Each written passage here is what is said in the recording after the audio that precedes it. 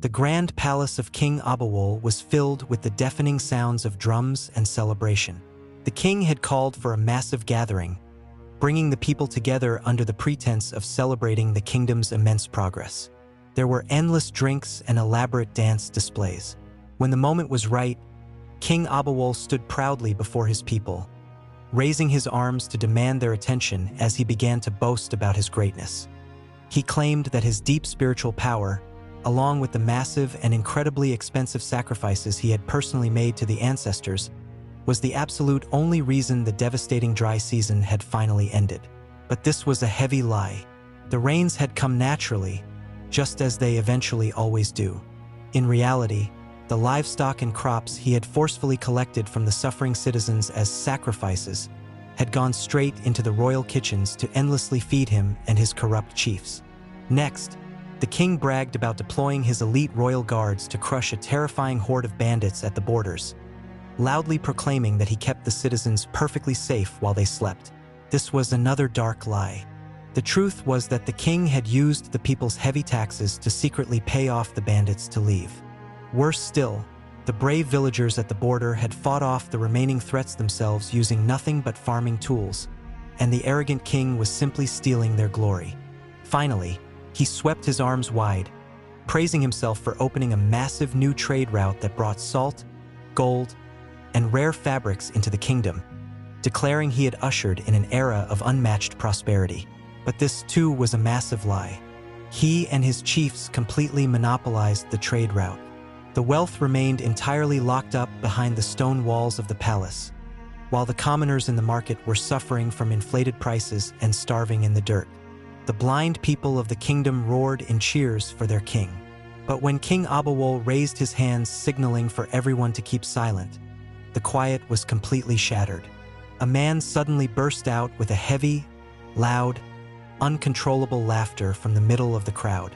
He kept laughing wildly, drawing the complete attention of every single person in the gathering. The disruption deeply annoyed the king. He signaled to his royal guards, who immediately rushed in, violently grabbed the laughing man, and dragged him up to the elevated platform where the king and chiefs were sitting. Even as he was forcefully dragged across the floor, the man kept laughing, which only made the king angrier. Initially, the king thought the man was completely insane and demanded to know his identity from one of his chiefs. The chief leaned in and informed the king that the laughing man was mentally all right, explaining that the man was actually boldly mocking the crown. Furious, the king commanded the man to face the crowd and reveal the exact reason why he was laughing. The man turned toward the people, whose entire attention was locked on the platform. Pointing directly at the king and the chiefs, he loudly declared that they were all thieves and liars, singling out the king for deceiving them all this time. He exposed the dark truth to the kingdom, explaining that everything the king had just boasted about was a complete lie. But before the man could even finish exposing the corruption, the king's guards struck him hard, knocking him down to the stone floor. Boiling with rage, the king declared an instant public execution for the man who dared to mock him. Right there before the stunned crowd, the man was forced to his knees for beheading. But even as the heavy executioner's sword was raised high into the air, the man never stopped laughing. His wild laughter echoed through the courtyard until the heavy blade fell, completely separating his head from his body. Yet, even as his severed head hit the floor, a massive, chilling smile remained perfectly frozen on his face. Disgusted, the king ordered the guards to throw the body into a deep refuse pit outside the walls, quickly dismissing the ruined gathering. Later that same night, the palace was dead silent.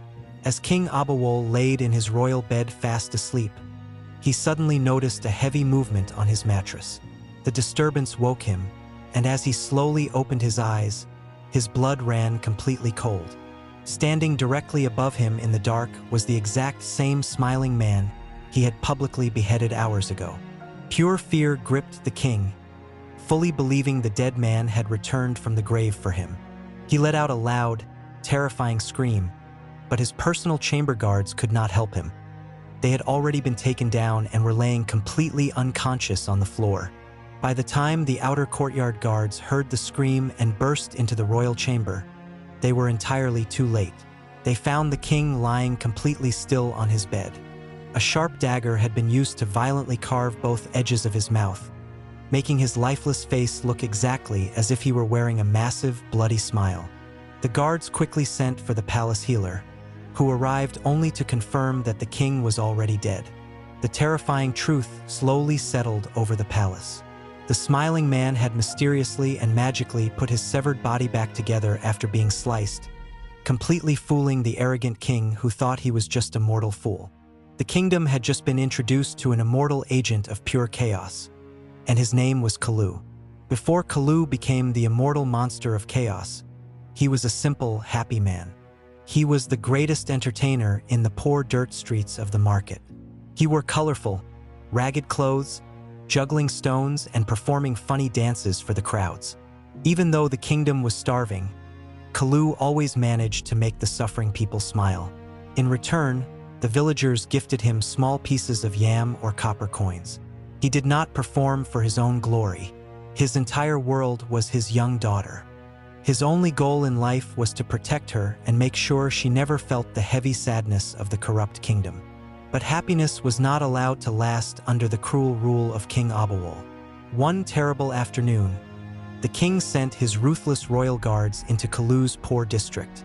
The guards were ordered to collect a massive, impossible tax to fund a new royal festival. When the starving villagers explained they had absolutely nothing left to give, the guards resorted to extreme violence. They forcefully broke into homes, snatching the last baskets of grain and dried fish from the weeping mothers. As the guards pushed through Kalu's small compound, they grabbed his only basket of food.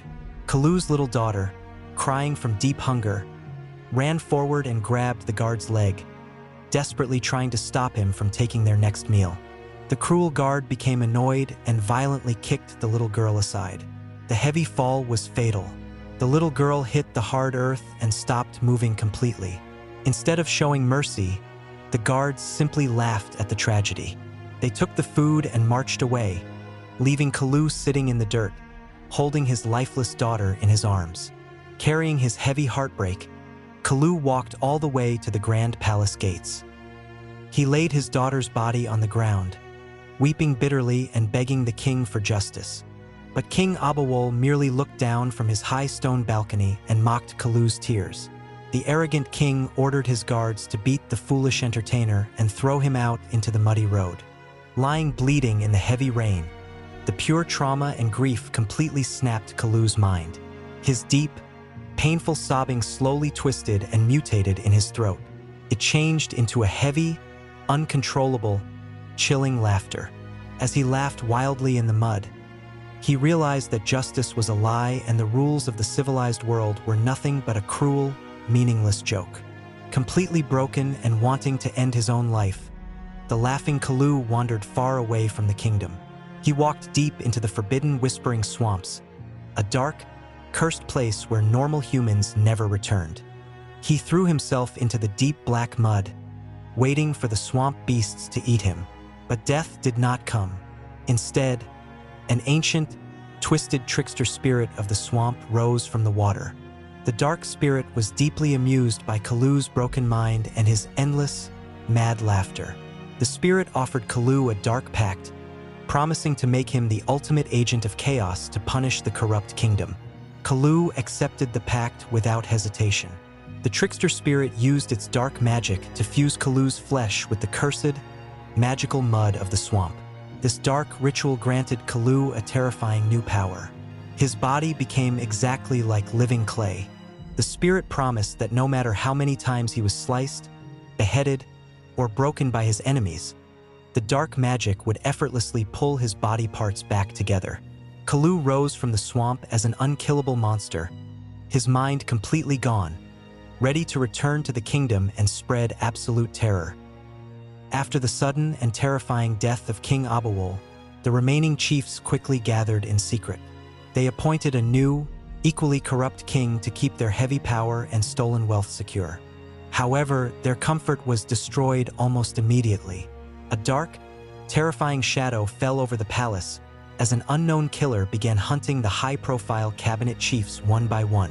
The kingdom was plunged into pure panic as 5 of the most powerful men met terrifying, distinct ends in a matter of days.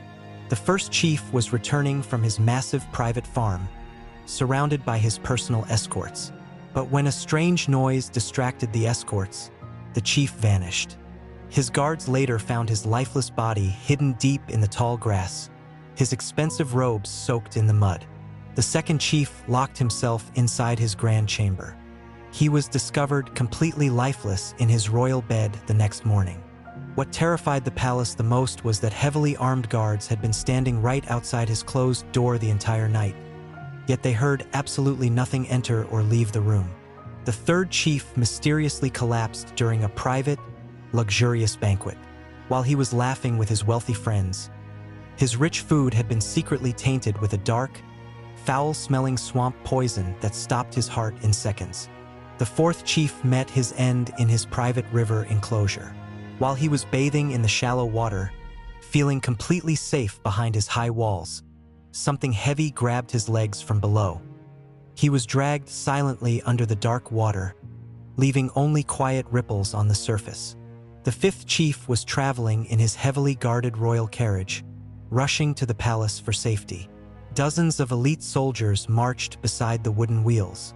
But when the convoy finally reached the palace gates and the guards opened the carriage doors, they found the chief dead inside, without a single lock being broken or a single guard noticing an attack. Fear completely paralyzed the new king and the surviving leaders. When the kingdom's best healers carefully examined the 5 bodies, they discovered a terrifying, undeniable pattern. No matter how the different chiefs died, or where they were hiding, the unknown killer had taken the time to brutally carve the exact same deep, bloody smile into every single one of their faces. Driven completely mad by paranoia, the new king emptied the royal treasury to launch a massive, kingdom-wide investigation. He appointed the absolute best intelligence gatherers, the most skilled animal trackers, and the strongest, most heavily armored warriors in the land. He gave strict orders for them to hunt down this unknown assassin at all costs. As the elite warriors tore through the dirt streets and the dark forests, terrifying whispers began to spread among the common people in the market. The poor villagers started murmuring that the killer was not a normal man, but the angry spirit of the happy entertainer who had been publicly executed and beheaded just weeks ago. Hearing these wild, terrifying rumors, the lead investigator and the new king refused to believe a dead man could return. To prove the entertainer was truly dead and rotting, the king marched his royal guards to the deep refuse pit outside the kingdom walls. The guards aggressively dug through the heavy dirt and rotting waste, searching for the beheaded body. But as their shovels hit the bottom, they froze in absolute horror. The pit was completely empty. There were no bones, no decayed body, and no severed head. Looking down at the empty dirt, the new king and his remaining chiefs realized a terrifying truth. They were not hunting a man. They were being hunted by an immortal monster of chaos who could not be killed. The new king was completely paralyzed by fear. Knowing the immortal monster was coming for him next, he ordered a total and absolute lockdown of the Grand Palace. He commanded every single elite soldier, archer, and royal guard to abandon the outer city and pull back behind the high palace walls. They formed massive, unbreakable walls of heavy iron shields and long spears around the royal chambers. The king fully believed that sheer numbers, heavy armor, and elite training would be enough to keep the smiling assassin away from his throne. But Kalu was no longer just a man. He was a master of chaos. He knew he could not fight an entire armed battalion alone, but he also knew the heavy, destructive power of human starvation and greed. In the dead of night, moving silently through the shadows, Kalu broke into the kingdom's heavily guarded underground storehouses. He dragged out the massive royal chests of hoarded gold, rare traded fabrics, and hundreds of sacks of stolen grain. He threw all the kingdom's wealth straight into the muddy, dark streets of the poorest districts. When the sun rose, the starving commoners woke up to find endless wealth just lying in the dirt. Absolute chaos erupted instantly. A massive, desperate stampede of thousands of hungry villagers rushed toward the palace gates, screaming and demanding more food and gold. The elite royal guards were completely overwhelmed.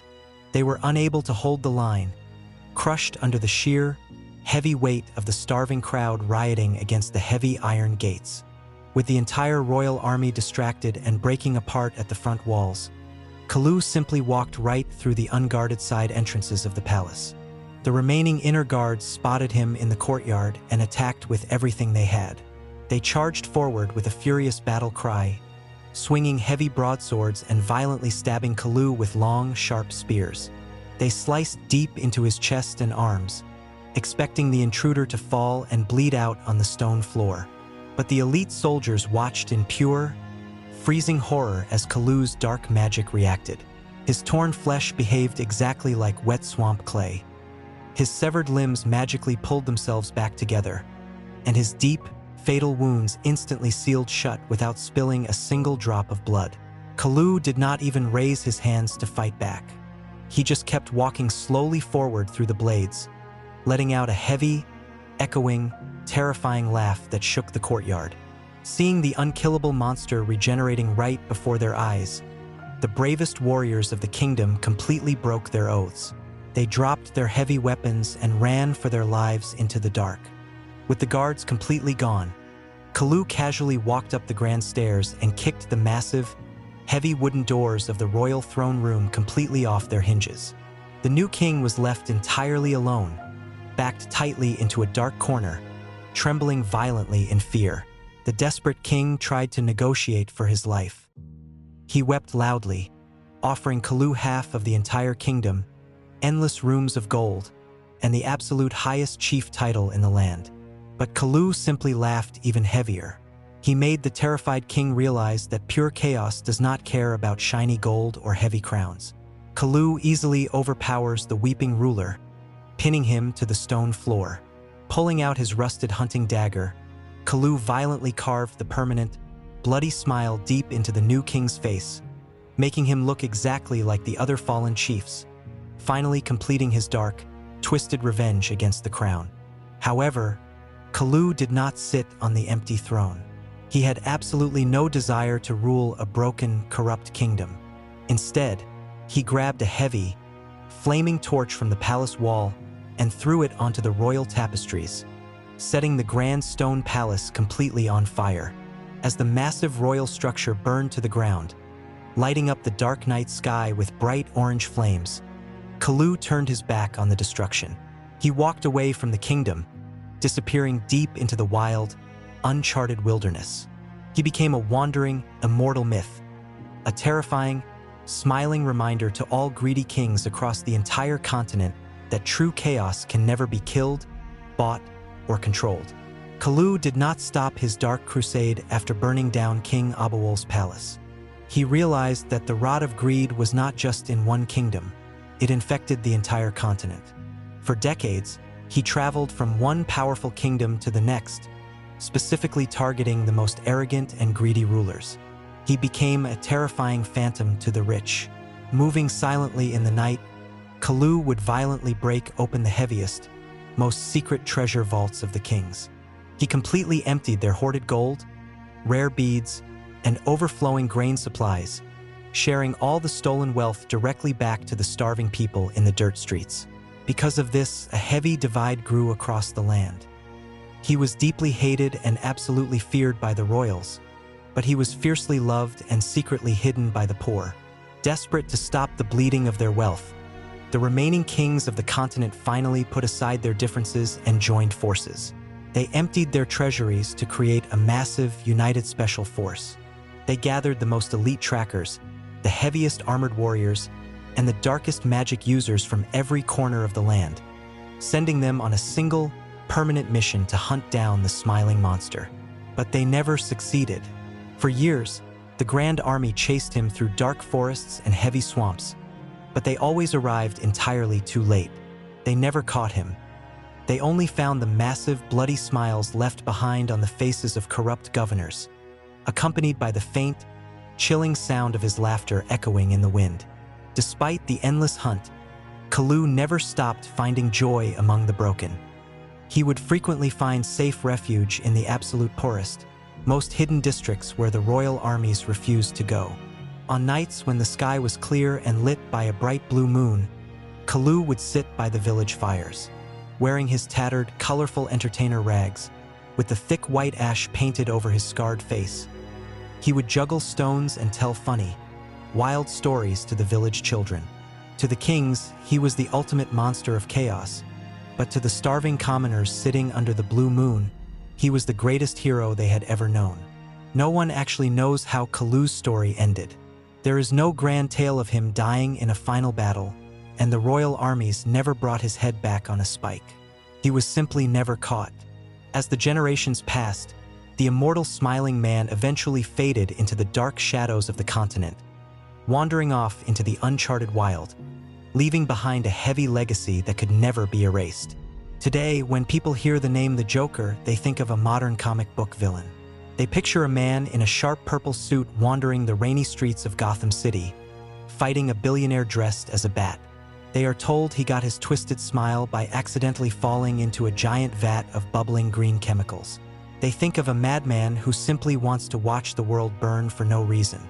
But long before modern writers created the clown prince of crime, the true, raw legend of the smiling agent of chaos was already told around the village fires. His terrifying white skin and red smile did not come from a chemical factory. They came from the deep, magical clay of the whispering swamps and the cruel blade of a greedy king. He did not cause chaos just for the fun of it. He unleashed absolute destruction to break the heavy chains of the corrupt thrones and feed the starving people they left behind. So, the next time you see the Joker laughing wildly on the big screen, ask yourself, is he just a fictional comic book villain? Or is he the forgotten, tragic shadow of Kalu, the immortal, broken entertainer who realized the world was a cruel joke and decided to give it the deadliest punchline in history?